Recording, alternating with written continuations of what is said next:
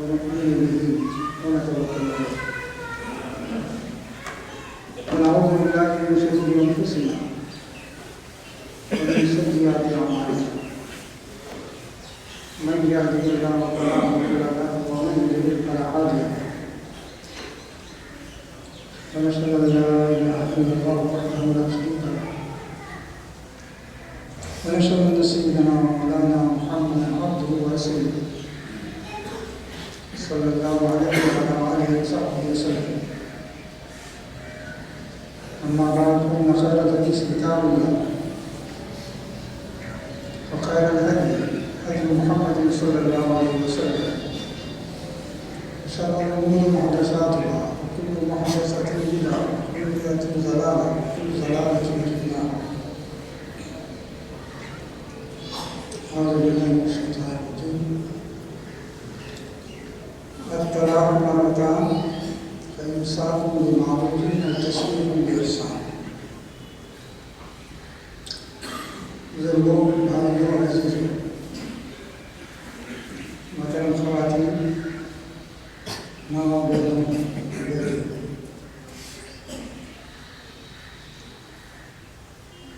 طلاق کا مسئلہ وہ مسئلہ ہے جس پر بہت سے لوگ اعتراض کرتے ہیں. پرسنلہ کے جن مسائل پر باہر کے لوگوں کو اعتراض ہے، ان میں سے ایک طلاق کا وہ طریقہ ہے جو قرآن حدیث میں بیان ہوا ہے.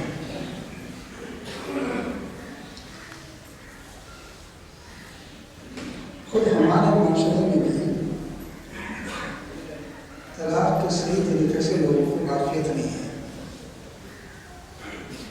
اور کسی کرنے میں واقفیت ہے بھی تو اس پر عمل نہیں کرتے، اس کی اہمیت نہیں محسوس کرتے.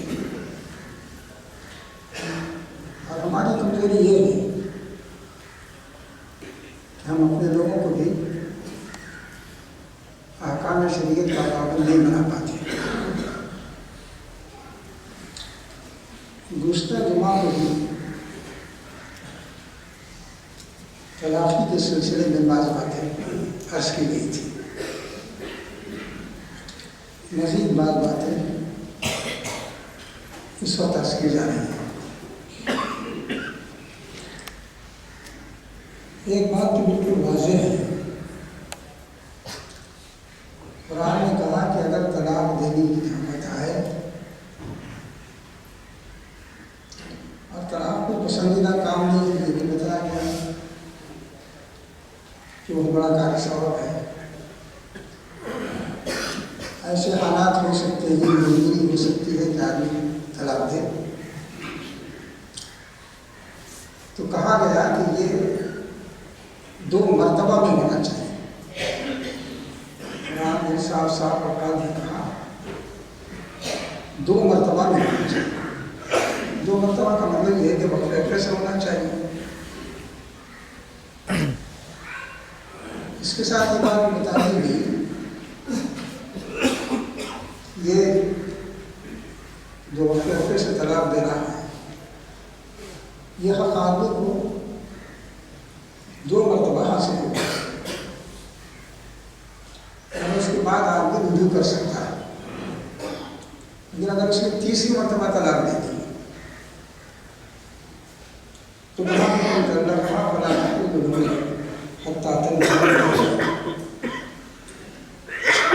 اس نے طلاق دے دی تو عورت سے وہ رجوع نہیں کر سکتا جب تک کہ اس کی کہیں شادی نہ ہو جائے، اور جس نے شادی کی ہے اس سے جانبی کے تعلقات قائم ہو جائے. پھر وہ طلاق دے دے یا اس کا انتقال ہو جائے تب یہ رجوع کر سکتا ہے. یہ بات اس لیے بتائی گئی کہ آدمی 3 طلاق دینے سے پہلے 1000 بار سوچ لے کہ اب اس کے بعد دین سے تعلق رکھنا یا دوبارہ رجوع کرنے کا موقع باقی نہیں رہے گا. اور ایسی صورت پیدا ہو جائے گی کہ جسے آدمی آسانی سے برداشت نہیں کر سکتا, پسند بھی نہیں کرے گا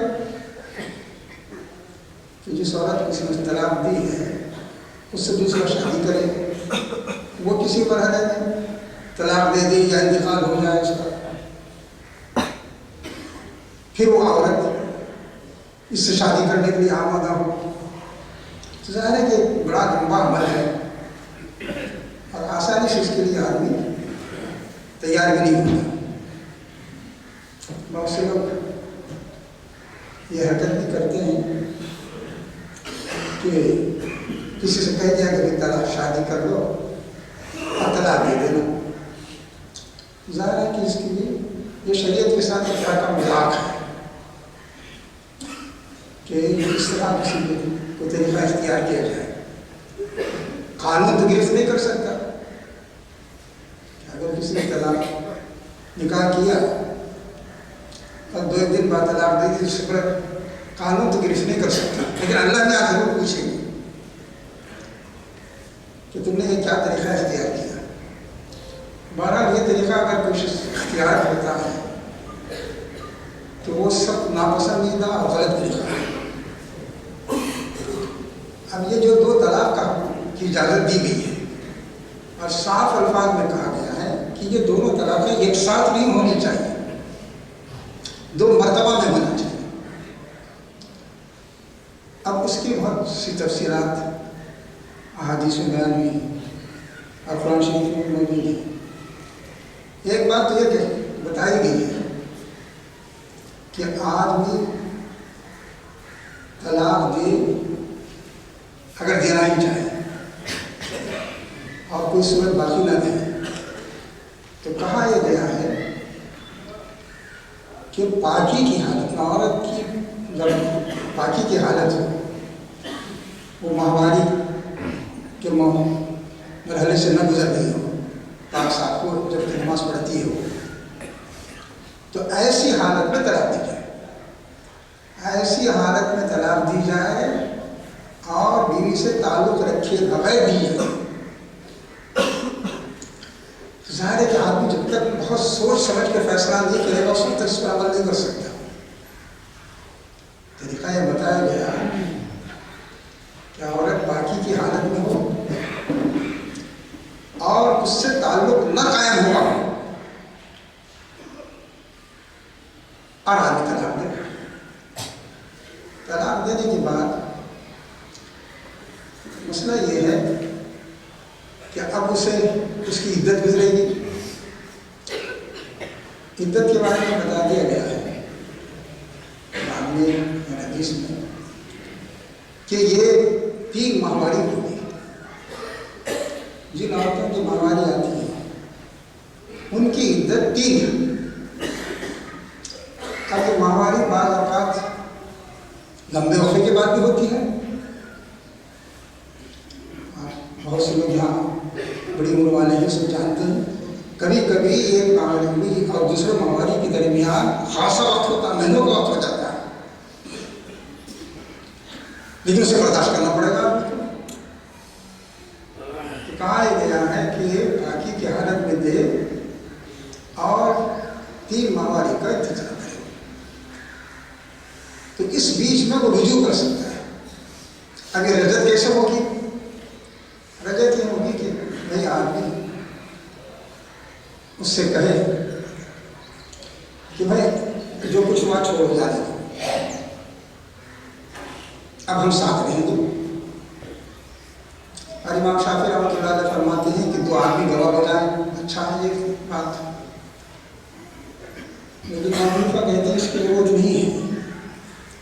آدمی زبان سے کہہ دے یا ایسا رویہ اختیار کرے کہ دونوں میاں بیوی معلوم ہو تو بھی اسے رجت کہتے ہیں. تو اس کے لیے ضروری قرار دیا کہ یہ جو 3 مہینے 3 ماہواری کی مدت ہے, اس مدت میں عورت گھر ہی میں رہے. کہا گیا کہ اس مدت میں عورت گھر میں رہے گی تمہاری، نہ تم نکالو گے نہ وہ نکلے گی کہ طلاق ہوئی اور اس برا بستر سے لے کے نکل گئی وہ جا رہی ہوں میں کہے گا نہیں، نہ تم نکالو گی نہ وہ نکلے گی تمہارے ساتھ رہے گی، تاکہ ایک دوسرے کو سمجھنے کا، غصہ کا نظریہ تو پھر اس پر غور کرنے کا، بچوں کے مسائل کو دیکھنے کا، خود اس کے مزاج کو دیکھنے کا موقع مزید ملے گا۔ اس لیے کہا گیا کہ اپنی حیثیت کے مطابق اپنے گھر میں اسے رکھو اور اس کا خیر برداشت کرو، کہ بھی طلاق ہو گئی نکال دیا تم نے، یا وہ خود چلی گئی کہ بھی طلاق ہو گئی جا رہی ہوں، صراحت کے ساتھ یہ بات کہی گئی کہ نہ وہ خود جائے نہ تم نکالو گے، اس مدت میں وہ تمہارے ساتھ رہے گی۔ اب ایک مرتبہ طلاق دی اور 3 ماہواری بھی گزر گئی، رجوع نہیں کیا، یہ رجعت نہیں ہوئی، تو کہا یہ گیا کہ ایسی صورت میں بیوی الگ ہو جائے گی، یعنی اس کی جدائی ہو جائے گی۔ تو اب دوبارہ وہ نکاح کرنا چاہے 3 مہینے گزرنے کے باوجود، عام طور پر 3 مہینے کہتے ہیں اسے، تو وہ، لیکن یہ لمبی مدت بھی ہو سکتی ہے، تو کہا یہ گیا کہ ایسی صورت میں وہ جب گھر میں رہے گی اور اس کے نان نفع بھی آدمی اخراجات اس کا برداشت کرے گا، اس کے باوجود اگر وہ اس مدت کے گزرنے کے بعد، کیونکہ اس مدت کے گزرنے کے درمیان میں 1 مہینے 2 مہینے 3 مہینے جو بھی مدت ہے اس کی، اگر رجوع نہ کرے تو بیوی اب الگ ہو جائے گی۔ تو ایسی صورت میں ایک آسانی بھی ہے، وہ یہ کہ بعد میں اگر نکاح کرنا چاہیں دونوں تو نکاح کر سکتے ہیں، بشرطے کہ عورت اس کے لیے تیار ہو۔ تو نکاح ہوگا عورت کی مرضی معلوم کرنے کے بعد کہ ہاں بھی ہم ساتھ ہی رہیں گے، اور پھر نئے مہر کے ساتھ ہوگا۔ اصل میں نکاح جسے ہوتا ہے اس طرح ہوگا۔ تو اتنی سب پابندیاں اسلام نے عائد کی کہ ان باتوں کو کا خیال کرو، اور یہ بھی بتا دیا گیا کہ بعض عورتیں ایسی ہو سکتی ہیں کہ عمر زیادہ ہو گئی ان کی، ماہواری کا سلسلہ بند ہو گیا، تو قرآن نے کہا ایسی عورتوں کی مدت 3 مہینے ہے، اور کم سن عورتیں بھی ہو سکتی ہیں جن کا ماہواری کا سلسلہ ہی نہیں شروع ہوا، تو ان کی مدت بھی 3 مہینے ہوگی۔ یہ جو بتایا گیا تھا اسی لیے کہ آدمی اس مسئلے کو اچھی طرح سمجھ لے اور اس کے مطابق عمل کرے۔ لیکن اگر فرض کیجیے مسئلہ سب پیدا ہوتا ہے، قرآن نے تو صاف صاف بتا دیا کہ وقفے سے طلاق ہونی چاہیے، 2 مرتبہ کا لفظ استعمال کیا ہے قرآن نے، اور یہ بھی کہہ دیا کہ اسی کے اندر جو کچھ ہونا ہے ہو جائے گا، ہم نے رجوع کرنا ہے یا اس کو بیوی کے ساتھ رکھنا ہے نہیں رکھنا ہے، یہ سب احکام بتا دیے گئے۔ اس کے بعد یہ بھی کہہ دیا گیا کہ یہ بھی یاد رکھو 3ری مرتبہ اگر تم نے طلاق دی، 1 مرتبہ آج طلاق دی، رجوع کر لیا، اور پھر 1 سال 2 سال 4 سال 6 سال بعد ایک اور طلاق دے دی، تو 2 طلاق کا حق ختم ہو گیا۔ پھر اس کے بعد کسی بھی مرحلے میں، زندگی کے کسی بھی مرحلے میں 3ری طلاق دی تو ختم ہو جائے گا۔ یہ فوراً جو ہوتا ہے اس کا کوئی حساب نہیں ہے کہ جھٹ پٹ آدمی نے اس سے بھی طلاق دے دی۔ تو اب مسئلہ یہ ہے کہ اگر آدمی نے قرآن کے اس ہدایت کے خلاف 3 مرتبہ سے طلاق دے دی، یہ ایک چیز کا طلاق سے ہوتا ہے کہ طلاق چیخ رہا ہے آدمی کھڑا ہو گیا، تو اس کے بعد یہ قانونی مسئلہ ہے ظاہر ہے کہ اس سے قانون کی معنی نہیں بتا رہی. تو اسے جتنے علماء اور فقہاء ہیں، امت کے جتنے علماء اور فقہاء ہیں شروع سے لے کر آخر تک سب کہتے ہیں یہ غلط طریقہ ہے. اور فقہ حنفی میں اسے بدعت کہا گیا. ایک ساتھ 3 طلاق دینا وہ کہتے ہیں کہ سنت نہیں ہے، بدعت ہے، گنہگار ہوگا آدمی. اور ہو سکتا ہے کہ اسلامی ریاست ہو تو اسے کچھ سزا بھی دے، لیکن یہ بات وہ کہتے ہیں کہ یہ بدعت ہے، غلط کام ہے، جس کی شریعت نے اجازت نہیں دی ہے وہ کام کر رہا ہے آدمی جو بیک وقت 3 طلاق دیتا ہے. لیکن فرض کیا کسی نے دے دیا ایسے جمع کر کے روز مسئلہ لے کے آتے ہیں، مولانا ایسا ہو گیا بتائیے. تو اب سوال یہ پیدا ہوتا ہے کیا کیا میں طلاق دے دی میں نے کہ کتنے دن 3 طلاق دے دی. اب کیسے طلاق دی؟ میں غصے میں تھا، ظاہر ہے کہ غصے میں طلاق دیتا ہے آدمی، اس کے پوچھنے کی ضرورت ہی نہیں ہے. تو پیار محبت میں طلاق تھوڑی دیتا ہے. ایسا ہم نے تو طلاق دے دی، کیا کریں؟ کبھی لڑکی والا ہے کہ پوچھتے ہیں طلاق دے دی کیا کریں؟ تو علماء کرام میں سے اکثریت حنفی، شافعی، مالکی، حنفی حضرات کہتے ہیں کہ اگر اس نے 3 طلاق دی صراحت کے ساتھ تو وہ 3 طلاق ہے. بلا شبہ اس نے گناہ کا کام کیا، غلط کام کیا ہے. لیکن اگر ایک شخص یہ کہتا ہے کہ میں نے 3 طلاق دی ہے تو ہمیں یہ حق نہیں ہے کہ ہم کہیں کہ یہ کیوں. اگر کوئی شخص کہتا ہے کہ میں نے 3 مرتبہ فیض کیا ہے، کسی مجرم کو آپ نے پکڑ لیا، وہ کہتا ہے 3 مرتبہ میں نے فیض کیا یا 3 تھپڑ مارے، تو کسی کو اس کا حق نہیں ہے وہ کہیں گے ایسا بھی کیوں ہوا ہے.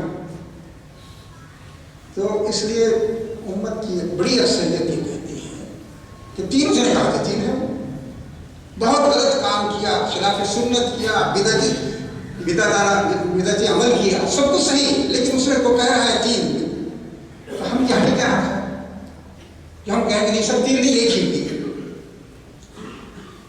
لیکن بہرحال اہل حدیث حضرات کہتے ہیں کہ احادیث سے یہ معلوم ہوتا ہے کہ ایک ہی نشست میں، ایک مجلس میں، ایک سٹنگ میں اگر آدمی نے 300 مرتبہ بھی طلاق دی تو وہ ایک ہی طلاق سے مل جائے گی. ایک سٹنگ ہے ایک جتنی مرتبہ طلاق دے لے. تو بہرحال یہ ظاہر ہے کہ قانونی مسئلہ ہے. تو اب یہ سوال پیدا ہوتا ہے کہ ایسی صورت میں کیا کیا جائے.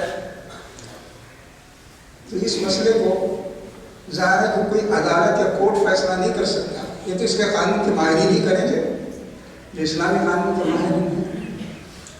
تو اب یہ جو 3 طلاق تھی اس نے دی ہے، ایک صورت ایسی ہے جسے بہرحال علماء نے تسلیم بھی کیا ہے، کنسیڈر کیا ہے اس پر. وہ صورت یہ ہے کہ ایک شخص کہتا ہے کہ میں نے طلاق دی، طلاق طلاق طلاق چلتا رہا، مقصد میرا ایک ہی تھا. آپ چاہے اس سے حلف لے لیں یا کچھ بھی کر لیں، تو کہتے ہیں کہ اس کی بات مان لینی چاہیے. لیکن اگر وہ کہتا ہے نہیں صاحب 3 دی ہیں، میں نے 3 دی ہیں اور ابھی اس سے نجات پانا چاہتا ہوں، تو آپ یہ نہیں کہہ سکتے صاحب نہیں ایک ہے. اگر کوئی شخص سے کہتا ہے کہ صاحب میں تو دینا تو ایک ہی چاہ رہا تھا، کہتا رہا طلاق طلاق طلاق چیز طرح،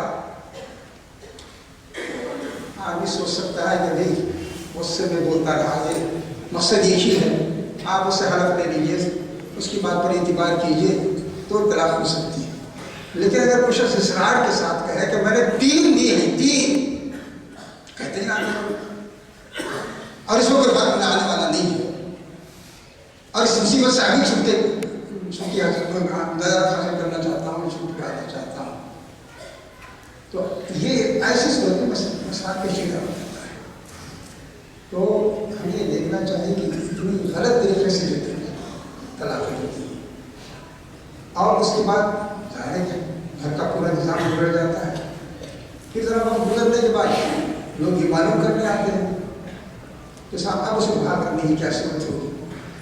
تو میرے دوستوں اور ساتھیوں کہ یہ اس وجہ سے ہوتا ہے کہ ایک تو ہم نے یہ سمجھ لیا ہے کہ شریعت کے احکام ہیں, واقفیت حاصل کرنا ضروری نہیں ہے, اور واقفیت ہو بھی جائے تو ایسی مصیبت میں جب پڑتا ہے ہنستا ہے آدمی تو علماء کرام کے پاس پہنچ کے حل پوچھتے ہیں.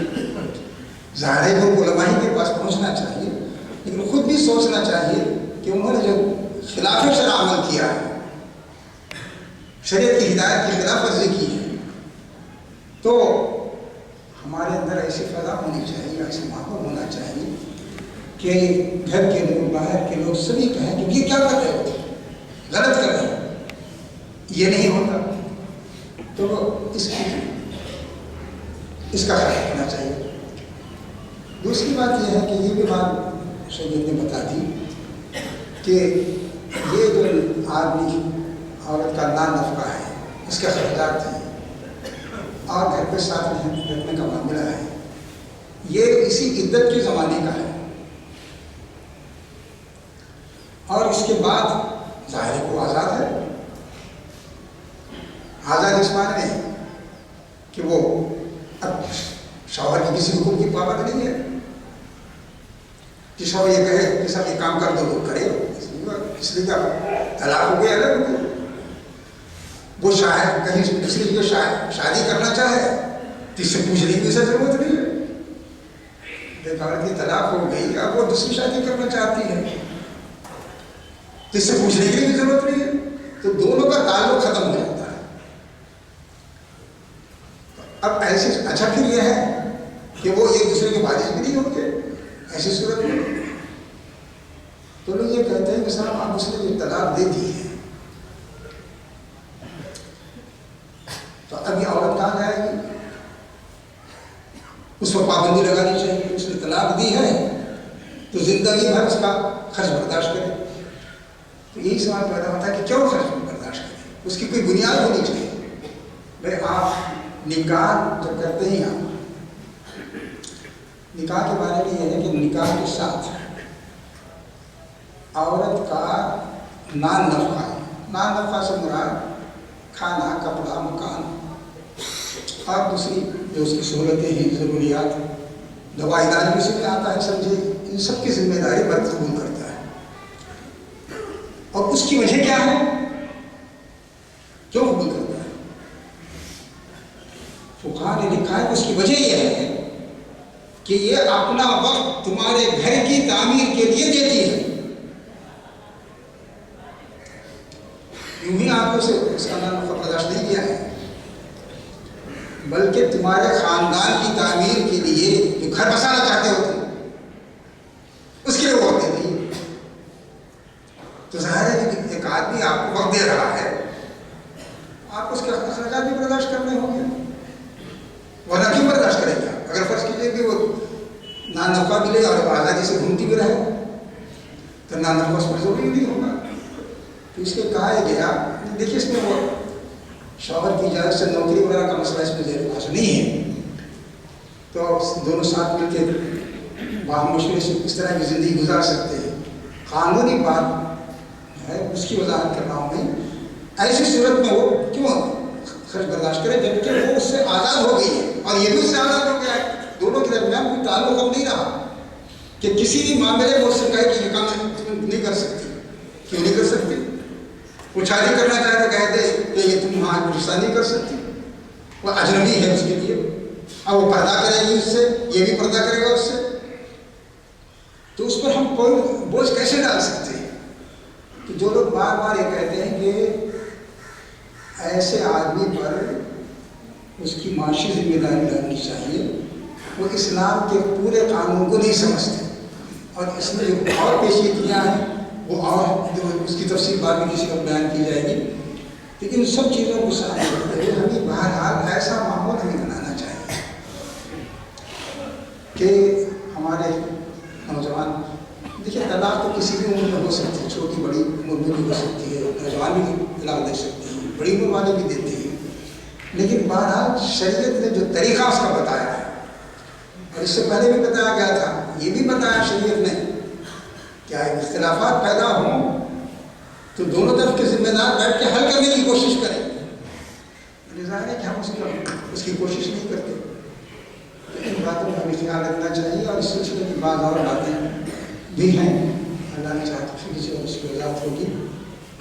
دعا ہے اللہ تعالیٰ سے کہ اس نے جو ہدایات ہمیں دی دین سے متعلق، نکاح اور طلاق سے متعلق، ان کے ہم سب پابندی کریں، ہم اس پر عمل کریں، اور دین کے علم کو، دینی معلومات کو عام کرنے، پھیلانے اور ماحول بنانے کی کوشش کریں۔ بارک اللہ مولانا ولکم فی القرآن العظیم ونفعنا وإياکم بالآیات والذکر الحکیم، إنہ تعالی جواد قدیم ملک